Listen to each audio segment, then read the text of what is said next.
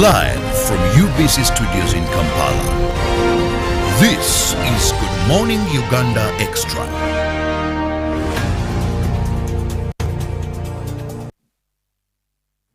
Well, it's a very good morning. My name is Jagan Asemakola Ziksoka on yet another very good day. It is the 28th of October in this year, 2021. Welcome and thank you so much for joining and choosing to be with us on this Thursday as we also continue with our Good Morning Uganda segment.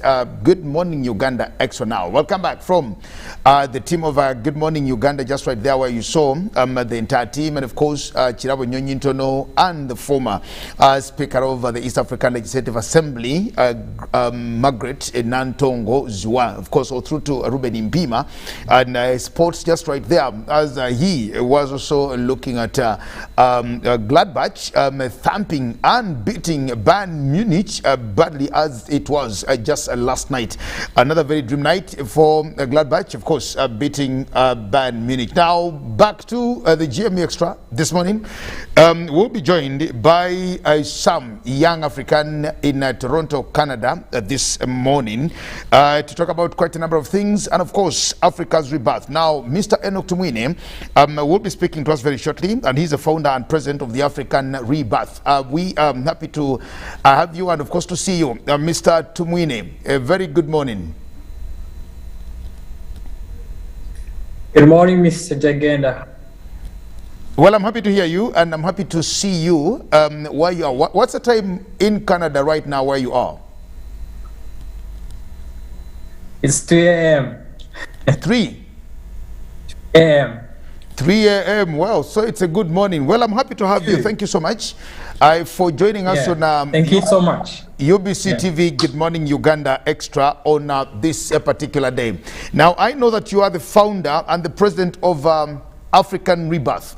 Let's get to the issues here, and first of all understand what African Rebirth is and what it does.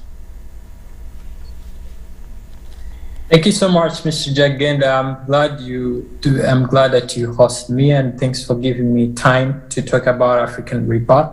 So African Rebirth is an organization that has at its heart and core to defy mediocrity, inspire and empower young African leaders with a mindset of peace, unity and shared prosperity. Now, why African Rebirth? Why the name African Rebirth? For something to be reborn, there are two things that must have happened. One, something must have died so it can resurrect. Second, it must not be growing. And then when you see the context of the historical Africa, ranging from the days of colonization to post-independence crisis, the conflicts and something. So you could imagine that Africa sometime or somehow was sleeping or it died. So African Rebirth is there to rejuvenate the spirit of Africa, to wake up a sleeping giant through young people. So that's what African Rebirth is all about. And we specialize in 4 areas. That's diplomacy, leadership, peace building, and entrepreneurship. The 4 core elements I've mentioned are so critical to Africa's future and most of the young people in Africa. So that's why African Rebirth we do, and that's what we are called to do. Okay, well, very good, Mr. Tumwine. You actually say that for something to be reborn, of course, it ought to have died. What is this thing that died in Africa that you're trying to resurrect, that you're trying to give a birth to again? What is this thing that died that we need to give birth to again? Thanks. That's a very good question. What I'm trying something to be reborn again. There are 4 ideological issues. One is the spirit of the spirit of independence, the spirit of unity, the spirit of innovation, the spirit of prosperity.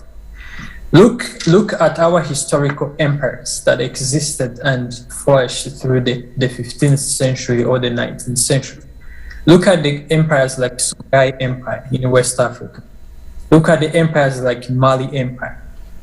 Look at the empires like the Bachua's Empire of Uganda in relation to what I'm speaking now. Those existed because there was unity and shared prosperity. So So for something to be reborn again in Africa in the modern times now, the hope for it is the young people to be reborn in those 4 areas. How do we equip young people of Africa, across Africa, to have that ideological mindset of peace, unity, and prosperity? Did you know that since 1960s, over 200 coups have happened in Africa, successful and unsuccessful? And mind you, just a few months ago, there were some few coups going on. What has Africa done, has not discovered the world in terms of diplomacy, in terms of negotiating, in terms of empowerment, in terms of leadership? So that's what we are trying to fix. We are trying to fix an Africa that is lagging behind, both in military terms or even in economic powers. Africa is the weakest continent. But why? Such questions, why is Africa the weakest continent? Is it because we lack people who are innovative? Is it because we lack resources? Is it because we lack the will and the drive? We lack a strong ideological point of self-reliance, self-sufficiency, and self-seeking. And that's what African Rebirth is trying to fix in young people by empowering them with leadership skills, a leadership skill that fits the 21st century. And that's why we want to come in and fix that. You talk about mindset of Africans, and of course I would love to agree with you here. You are not currently living in Africa. I know you're so passionate about Africa, you love Africa, you are an African, you know what happens on the continent. We're living in a global world that you can actually know what is happening everywhere. And you also notice that when you look into the African Dream of 2063, one of the things in there that we advocate for is the change of the mindset. Coming back to Uganda, your home, my home, one of the things that we're struggling with now, even as we implement the National Development Plan 3, we have a whole chapter in there talking about and discussing what we call mindset change. Now, you'll notice that the mindset of Africans is a little different, and that's what we are. But when you talk about changing mindset, whose mindset ideally are we actually talking about? Whose mindset needs to change for us to give rebirth to Africa? Thanks a lot. That's a good. Whose mindset must change is the whole of Africans must change, young, old, and those to be born. The young people in Africa. The reason why African Rebirth bases on the young people is because one, the status number. Did you know that now the Africa's youngest population worldwide makes 19% of the global population? And by now, 2025, it will be 42% of the world's population. Now, fixed to Africa now, young people make 80% of Africa's future. Now, when we want to bet something for change, we got to care about these young people. When we take care of our young people, the future will be taken care of. But not saying that the old people should keep the same mindset. No. But the numbers speak to themselves. These old people may not be there tomorrow, or today may not be there. But these young people are the future. So the future is what we are investing in more. The old people, we need them for partnership, for mentorship, for elevation, for guidance, for collaboration, to make the future of Africa as a whole. But the question is, you can't achieve a prosperous Africa as young people or as old people.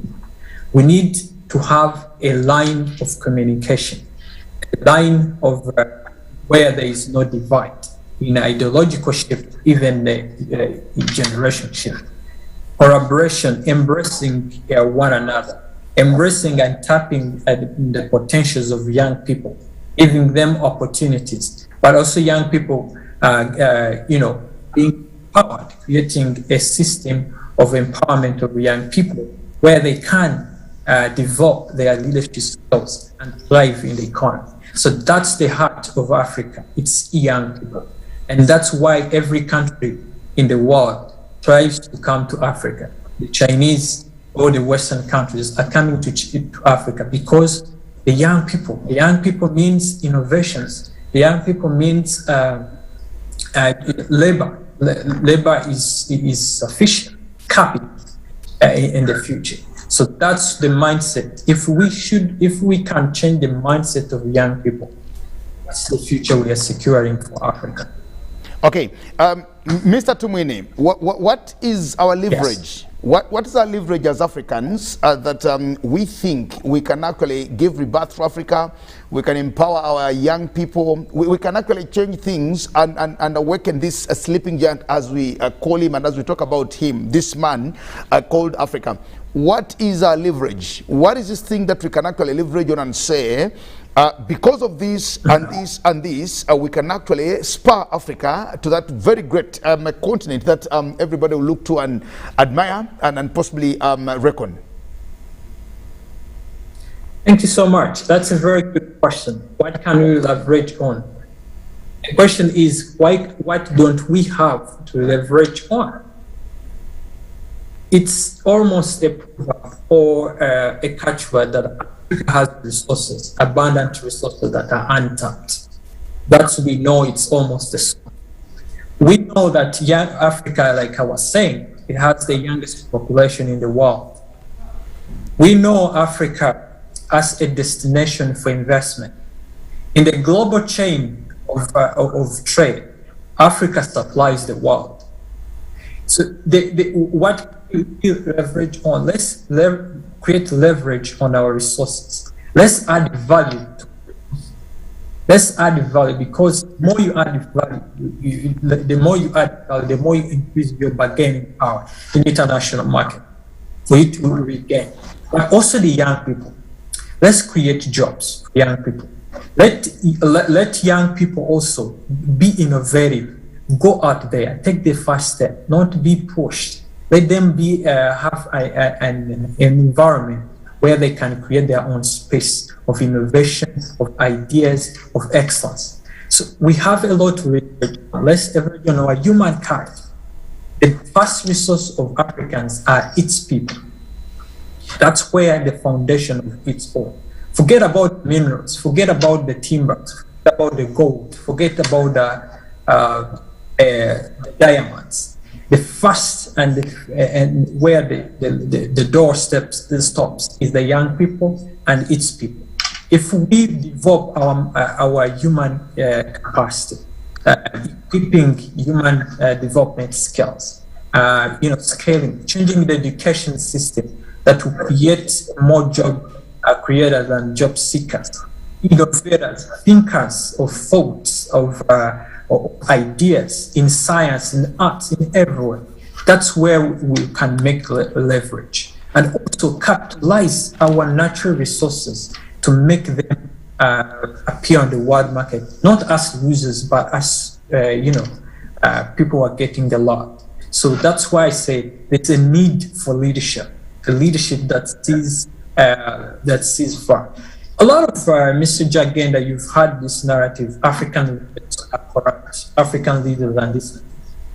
But people forget that leaders don't emanate from heaven; they are a product of society. So once we change our society to have that vision, have those values of excellence, of leadership, of innovation, of unity, that's where our biggest concern is as African rebel, and that's where we want to tap into. Okay, Mr. Tumwine, you also notice that we are looking at an Africa that we talk about rebirth. We are looking at an Africa that we think is a sleeping giant, and we need to see him rise and become a power to contend with globally. You'll notice that in 2013, when we launched the Africa Dream 2063 in Addis Ababa, we decided as a continent that we should silence the guns by 2020, and we kept running with the theme of silencing the guns. Now, you also notice that subsequently from 2013 to date now, to actually this month, 2021, we've had over 20 coups, of course, successful, attempted and failed coups, all on the continent. Now, as we struggle to regain our prowess as a continent, but also still riddled with a civil strife, we have these military coups and quite a number of things. Don't you think that these also undermine our power, they undermine our progress, they undermine our posterity? And what needs to be done? How should we address this? Because somebody else is setting the agenda for us in as far as democracy is concerned. What needs to be done in the wake of the several military coups now that we see spiraling on the continent? Thanks a lot. That's it. Actually, I was talking to my friend that in a year where Africa said they were silencing guns, that's where they awakened guns. They didn't silence them. So what's to be done? You know, Mr. Jagenda, their leaders, their followers trapped in leadership. Right from the toppest level in African politics, their society. Their followers trapped into leaders. They are actually not leaders, they are followers. I will explain what I mean. You set an agenda. Of course, we are aware of the geopolitical whatever we can blame outside. But it starts with us. It starts with me and you. It starts with that young person with a dream to make his life or her life better, given an opportunity to make it. It starts with that rural mother or village who has assurance for tomorrow. She who has a security that is guaranteed. It starts from simple things of society. It starts from ensuring that you go out of your house and you come back safely. So once we take care of such things, access to justice, you know, is a very big thing. Around the world, there are many global land struggles, land evictions, land grabbing, because of multinational corporations that come and seize land that people have been doing. Where do you expect the poor people, uneducated, with little hope, with little connections to make it in life, if you take their precious land? So those are some of the things that have caused an endless series of coups. Coups don't emanate from heaven. They emanate from dysfunctional systems of society, the governance fallacies. So until we fix the governance fallacy, that's where the coups will stop. And who participates in coups? It's also, let's navigate that. Most of the people who support coups or who support these revolutions or who go on a strike, they're young people. And when you ask them, why are you on board? I have no job. I have no future. So the fixing of jobs creation, the job security, assurance for tomorrow, that is when. And it's upon us as young people and also African governments or African leaders, both in civil society, by the way, and business society and the government, to fix such fallacies that eventually lead to wars and conflicts and something. But we also need, at a higher strategic level, we need to develop diplomats who are confident enough to confront situation and negotiate.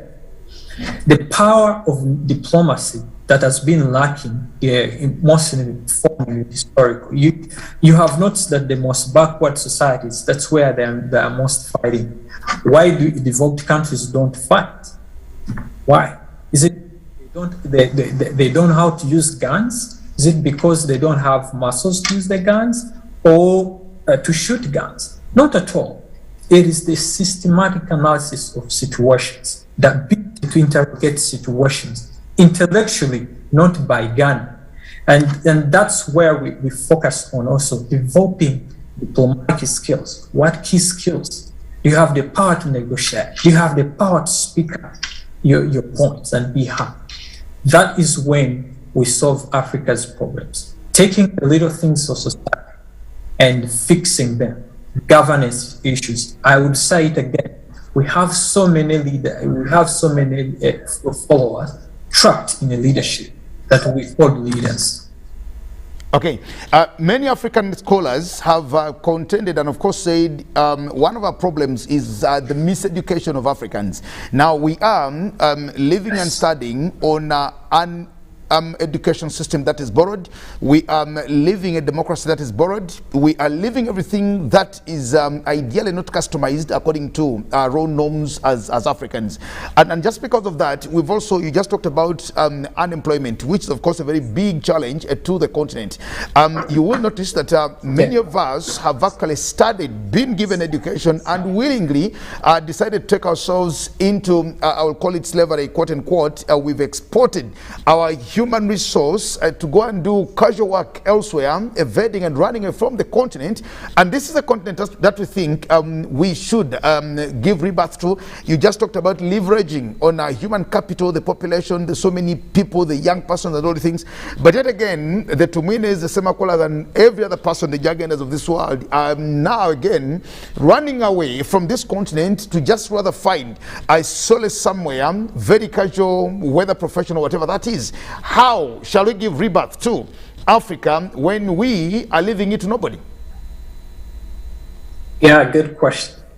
When we're leaving it to nobody. The thing is, like you said, we thrive on foreign ideas for government. You see, histories of the world or histories of nations or political systems of nations, one of the things is that they are inspired by the historical and cultural evolution of that society. So it's upon us to define the values we need to see. If all people want to embrace democracy, define democracy from an African perspective, not from a London perspective or Washington perspective. That is when you define your goals, your interests, your ideas, the tactics you use. So most of our political systems, of course, they are borrowed, but we cannot say that because we are using borrowed political system, we can't invent our own system. Before they came, there was systems in place. So we need to tap into those things that come into play. And second, we need also to align our local political systems or leadership system to a global change, because the world has changed. The diplomacy of 18th century is not the diplomacy now.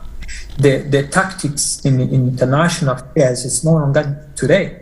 So there's something called celebrity diplomacy. A time ago, there was not. So right now, we see celebrities, musicians, top sportsmen involving in diplomacy. It was not heard of. So we need to innovate, also create to the world that surrounds us.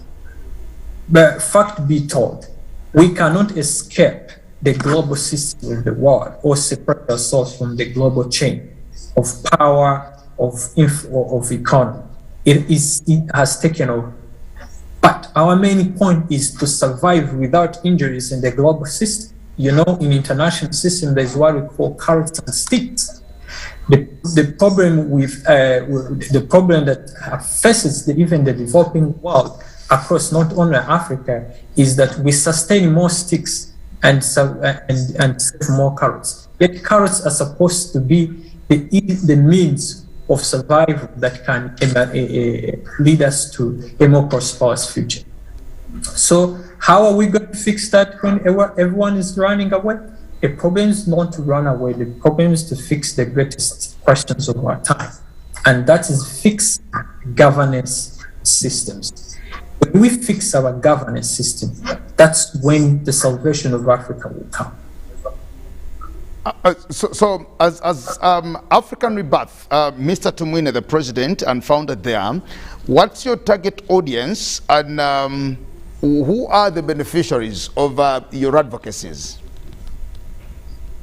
Thanks. So our target audience, like I said, we base on young people of Africa. Right now, and the beneficiaries there for the young people most. That's the target. But a beneficiary, you might be a beneficiary even if you are not a target. There are things there are things called the multipliers or the free riders. So the beneficiary of Africa of African rebirth activities are African themselves.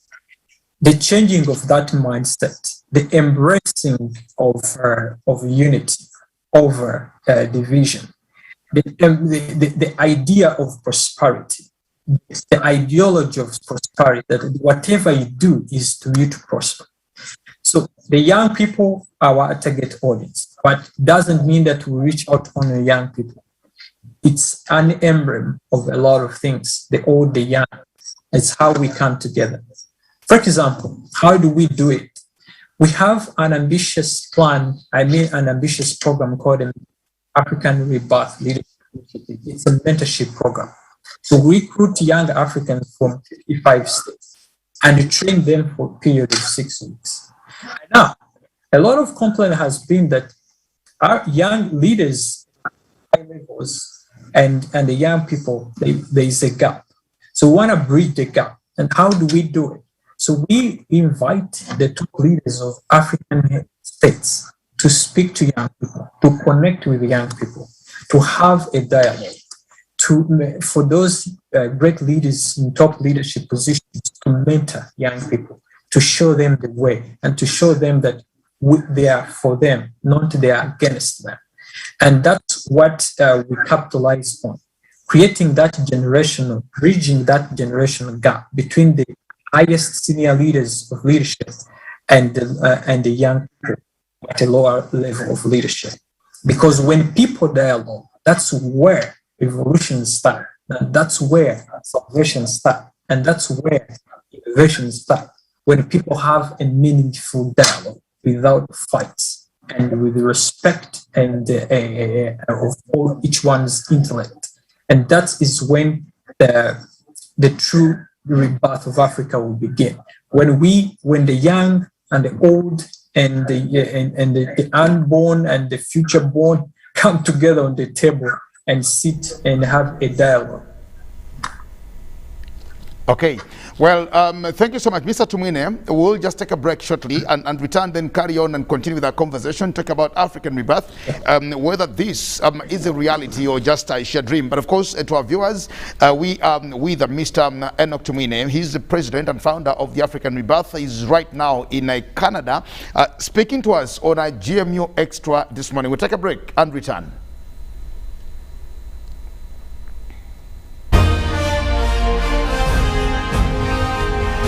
Live from UBC Studios in Kampala, this is Good Morning Uganda Extra.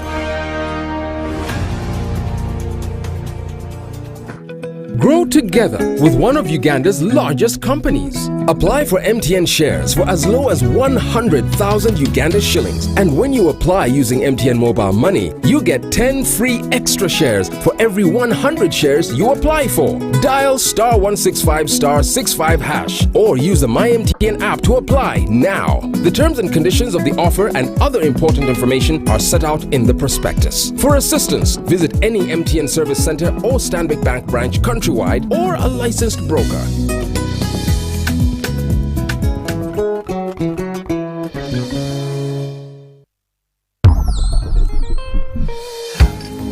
Welcome to the home of our stars. Come on in. We have our movies, gossip, reality, conflict, tulinane comedy. Basirebo baffe bonna live right here. Because no matter where you go, this is the home of our stars. This year, as Power Magic Mix 3, we are delighted to invite you to see, experience and celebrate with us. Power Magic, the home of our stars. Multi-Choice Uganda is regulated by the Uganda Communications Commission.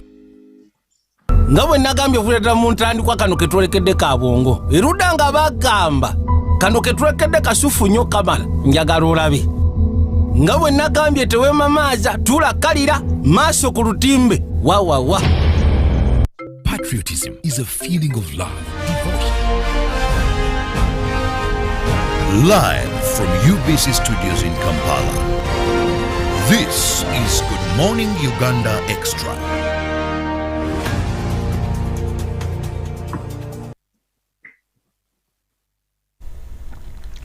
Well, it's a very good morning, and carrying on with our Good Morning Uganda Extra program on this 28th day of October this year 2021. My name is Jagenda Semakola Ziksoka, right here on UBC TV. And of course, with Mr. Enoch Tumwine, the founder and president of African Rebirth. He is right now in Canada speaking to us about African Rebirth and what he thinks needs to be done. And he's just right here with us, carrying on. It's indeed very early. It's actually in the wee hours of the night that Mr. Tumwine is daring to really speak to us and to address us on something that is very passionate to him. Mr. Tumwine, we back here, and why do you think Africa should actually embrace African rebirth? It should embrace African rebirth because this is the turning hour. You know, many leaders across the world, academics, leaders of nations, and scholars have always coined that it is Africa's time. But when is the African time? The African time is now. So the Africans should embrace African rebirth because it's the real deal. It has both ideological keys for Africa. It has the political keys that are going to unlock the biggest potentials of Africa. It has economic keys of Africa. It has the foundational keys of unity of Africans. Because here is the reason why we tap into what was taken from Africa, and that is original ideology of Africans. If someone takes your original thinking, if someone disturbs your thinking, it taps into your psychology. It has ruined it. So what we are trying to do, and what we will always do, is to tap into the ideological shift of Africans from a mindset of ideological disorientation, from a mindset of tribalism, from a mindset of divisions, to embrace diversity, because diversity, we are diverse, and diversity should be the strength, not a weakness. So Africans should always see them as Africans and should always embrace each other. For example, in Uganda, there are 70 plus tribes or 50 plus tribes. We shouldn't be locked into our own small tribes where we come from or whatever. They are important to us, but they don't define what the future of our country or the future of Africa means to us. For example, a simple thing. If you embrace so much your tribe, when you start a business, do you sell to your own tribe? That's a simple question. Do you sell to your simplest tribe? No. You sell. A product has no tribe. A product has no lenses. That's how even our politics should be. But unfortunately, the politicians, the elite of society, drawn from, of course, from ideological disoriented foreign ideas, they have tended to divide Africans. And that's what we should fight. And that's why most Africans should embrace African rebirth, because we've come to fix that. And we cannot fix ourselves. We need help. We need partners. And the biggest partnership you can offer is a mindset shift, that Africa can thrive only when they embrace peace, when they embrace unity, when they embrace prosperity. We noticed that economic mismanagement of our resources on the continent, corruption that is so rampant, and of course poverty are some of the issues that are undermining Africa's rebirth. You notice that when we talk about African unity, for example, there are different regional blocks on the continent. We have about 8 of these. Now, these are majorly inclined to economic integration, and they are not really addressing the core issues here. We don't seem to be yet there. Even the different regional blocks. That's why when there is a coup in West Africa, you realize that ECOWAS has very little to actually do to that. When there is a coup in another part of the continent, you notice that the regional bloc there has not so much to do with that. Then the other day, you will hear the African Union say, well, we are only just deregistering your membership until issues internally are sorted in there. These coup leaders also have the audacity to actually respond and fire back to say, what are you doing? Where were you when all this was happening to us? The other day in Guinea-Conakry, the coup leader, Mamadi Doumbouya, actually responded to the African Union, talking to President Shilombo Tshisekedi of DRC, saying when Conde here was overthrowing our constitution, the African Union was just looking and doing all the things too. And now you wonder, ECOWAS comes in, it is in Mali, it is everywhere, and there's nothing much that they seem to be doing. What do you think needs to be done to give assurance to the young persons on the continent that the future someday will be bright for us and we'll have this vanguard united continent of Africa? Thanks a lot. You brought very important topics in there. Now, in diplomacy, there are 2 types of diplomacy that I want to discuss. There are many types, but one is called the gunboat diplomacy. That's where a country can enforce its foreign policy. For example, the biggest powers in the world enforce or insert or force their will on certain countries. The second type of diplomacy is called the dollar diplomacy. This is where a country can increase its foreign policy or extend its foreign policy and influence using money. For example, now China has turned out to be the biggest lender in Africa and across the world. So China is using what we call the dollar diplomacy to extend its influence in the world. So when you look at all those regional blocks, for a country to have to practice 2 types of diplomacies, the dollar diplomacy and the gunboat diplomacy, one, it must be economically viable. It must be economically strong. Second, it must be strong militarily. So when you look at all the East African community, the ECOWAS, the SADC, the African Union, but for you to enforce that, you must have a military strategy. And the military strategy, all those countries don't have. It's African Union that has a monsoon, which is also sponsored by the West. So it's not really an African-inspired army, because you can't get. Imagine if your army is sponsored by a foreign country. Definitely, there is compromise there. So what's need to be done is, of course, those are steps. They can't happen tomorrow or next year or 2 years from now. They are steps. What should be done is that the East African community and those regional blocks and other regional blocks, they started well. They are on a good stand. They are on a stage to take off. What is to be done is to reduce mediocre politics and concentrate on economy. When people trade with each other, if just a minor example, have you ever had businessmen fight a strong, like a rich businessman? When they fight, no one notices. They fight inside. They don't expose themselves. So when countries have a more regional integration economically, because political federation is only realized when there is a strong economic bond, when there is country, when a country can say, if I do this, I lose dollars to the economy. So how can it be done is to embrace economic diversification, business, innovation. When people do business together, they have interest to protect. I wish people think like entrepreneurs. Entrepreneurs think of profit maximization. Nothing more, nothing less. Because if you're not an entrepreneur and you're not seeking profit maximization, you're not doing business.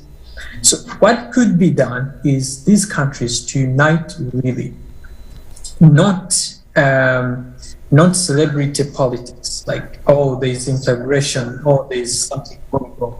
Let's do real stuff.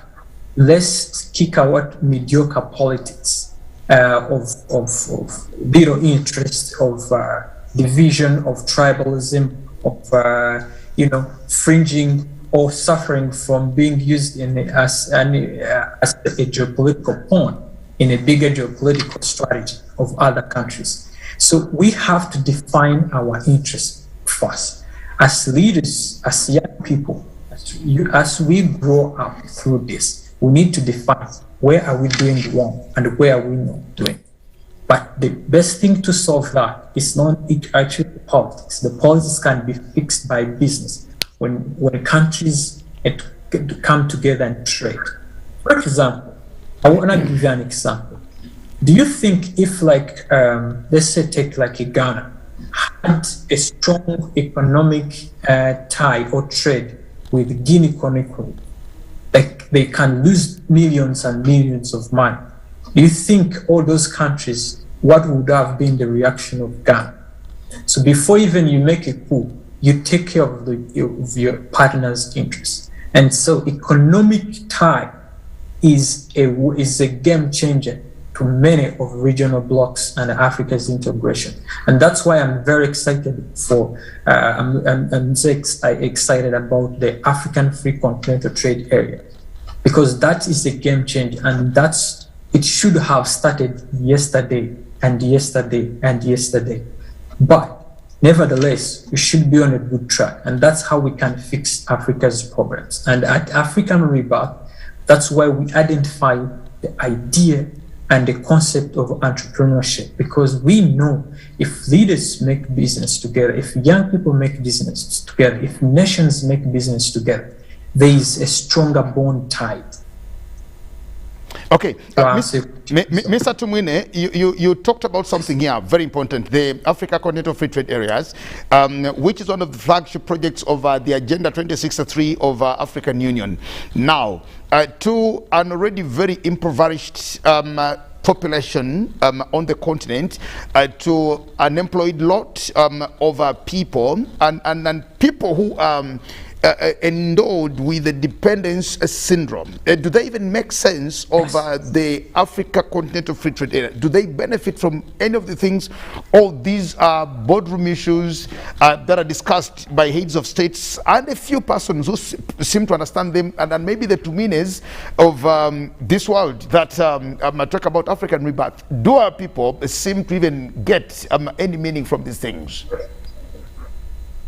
Yes, how can it's the leaders to make them understand? Well, it's very hard to convince like a person like you just said, but this is how it starts. When that person grows, let's say the simplest of a crop, maybe cassava or something else, maize or something.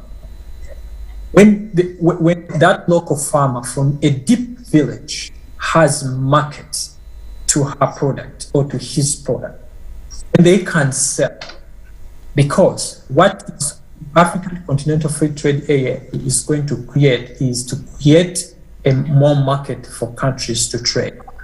So when the local farmer can get a place for their market, prices increase, because the more market, the higher the prices and the more production. So that's how those local farmers can benefit, even the local person.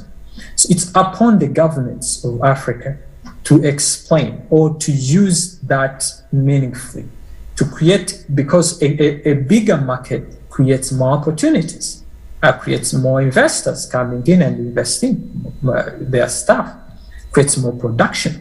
Maybe if that local farmer before the African Free Continental Trade Area before it came, used to sell two maize, I don't know how they call them, two maize or whatever, or pieces of cassava, whatever. if they used to sell 2, but now they can sell 4, that is a drastic increase in trade. That's a drastic increase in trade. Or if a coffee farmer who used to sell unpacked coffee without value addition, if they can add value and sell it to maybe to Zimbabwe at a lesser cost, or at a cost of production is not so much, that is a value addition. So it's upon the countries to get, like you said, to get those things from boardroom to explain them to the bottom up. So the best approach is to explain to them that these things should, because economies don't lie. If there is market, there is a market. If there is inadequate market, there is inadequate market. So whether you are a rural farmer from which part of the world, you're gonna feel you're gonna feel the pinch of economic inflation if there is inflation in the country. So it's upon the leaders, the civil society organization in civil society, not governments by the way only, but also the leaders in private and civil society organization, to explain to these young people that this is the deal, and we have to embrace this. Look, you can't lose all the money. I know there are always pros and cons in trade, in everything, but this is $1 trillion market. So why can't you tap that? Okay, we should be ending this, Mr. Tumwine, but one very finally here that I want to address us too. 6 years ago, when Mwalimu Kambarage Nyerere was talking about Tanzania's independence, or Tanganyika's independence, he said the independence of Tanganyika without the independence of all the other African states would actually mean nothing. Tanzania will be celebrating 60 years this year, and of course, henceforth we've seen the continent, of course, gaining and receiving independence, and many of us have celebrated 50 plus years of our political independence. But when you look at our forefathers, our founding fathers, who really desired and wanted to see this vanguard united Africa, if their spirits live amongst us, what do you think they think about us? Wouldn't they indict us to condemnation, or you think and feel they are happy about how we are propelling their dream of African unity? That's a good question. I'm very sure they would get annoyed somehow. They will get annoyed. Anyway, it's, the thing is, they did their part. So the historical thing of Africa began, the historical grievances of Africa began in 1880 when there was a Berlin Conference. So you see, the people came from nowhere and partitioned Africa into pieces. The forefathers of independence, like Mwalimu Kambarage, Julius Nyerere, and others, the Kwame Nkrumahs of that time, they liberated Africa. So they did their part. Now, the people who succeeded the Nyereres and the Nkrumahs, I think they learned either a few lessons or did not learn anything. And when you look at the spirit of Pan-Africanism, the unity, the drive, the motivation, the vibe to unite Africa, it kind of slowed down after the Nyereres. And because that is the time actually when there were serious coups across Africa. Coups were like pouring like water.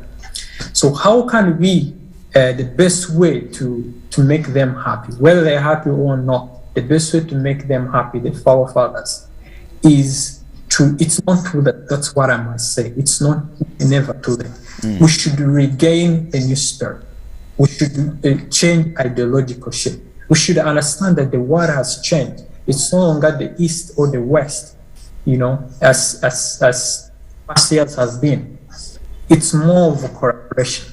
The world is no longer a unipolar or a bipolar. It's a multipolar. So that means there are many avenues to harness development. And that's why we need top-notch diplomats to see through such ideas and such policies in the international system, to study them, to vibe in the direction of those international systems that could benefit us as a country or as a continent. That is when we will revive even Africa, by embracing. Let's tap into the minds of our young people. What should we teach our young people? How should we prepare the future of tomorrow? Because you can't prepare the future of tomorrow when you're not preparing young people. You belie yourself. So let's concentrate more on creating avenues for young people that are going to be the beneficiary for tomorrow. Let's change the leadership style. Let's change the mindset style. Let's embrace each other. And like I said, let's do business than ever before. The art of entrepreneurship. And we are blessed. Earlier, before you said, what should we leverage on? We should leverage on by the blessing the 21st century has brought, the idea of internet. We can do anything connected. I am in Canada, you are in Uganda, but we are talking. But 20 years plus ago, it wasn't possible. So we should leverage on such ideas and opportunities the universe presents. We just need leaders who are cautious, who are driven by the continent spirit to bring a true rebirth. We just need leaders who think of generations, who think ideas, leaders who embrace unity over disunity, leaders who embrace peace over conflict, leaders who embrace prosperity over mediocrity, poverty mentalities. That is when Africa will regain its true strength. And I call upon everyone, young, old, government leaders, civil society, business leaders, to embrace, to come and journey with us, to partner with us, because we are on the track. We hold the mantra, we hold the light, but we just need support system. We just need collaboration and mentorship and collaboration to make our lives better as young people. And as young people, let's be the drivers of change. Let's defy systems of status quo. Let's defy the systems that we should always be given what to do. Give it yourself, because no one will ever give you what you really deserve. They always give you what they think you deserve. So as young people, let's step up, let's do our part. And as governments, let's also do our part. If each one of us does their part so excellent, Africa will be a ribbon shining star for the next century. Okay, well, I want to thank you so much, Mr. Tumwine, for having allowed to join us on Good Morning Uganda Extra this morning. Thank you very much. Thank you, sir, and I thank you very much for creating this time to chat. Thank you for the beautiful questions, and I'm looking forward for my engagement. Thank you very much, Mr. Jagan.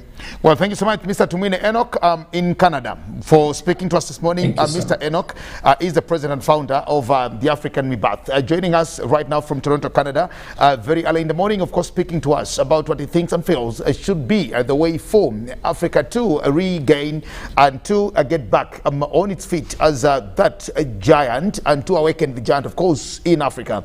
We'll stop it for today. My name is Jagenda Semakola Ziksoka, just wishing all the best. To remind you, His Excellency President General Tibohaburwa Yoweri Kaguta Museveni will be addressing the nation tonight at 8 p.m. Tune in to UBC TV. Of course, he will be here speaking to us and, of course, telling us where next to go hereafter. For a very good day and a very good morning. Bless you and catch you again tomorrow. Good morning. Live from UBC Studios in Kampala. This is Good Morning Uganda Extra. Patriotism is a feeling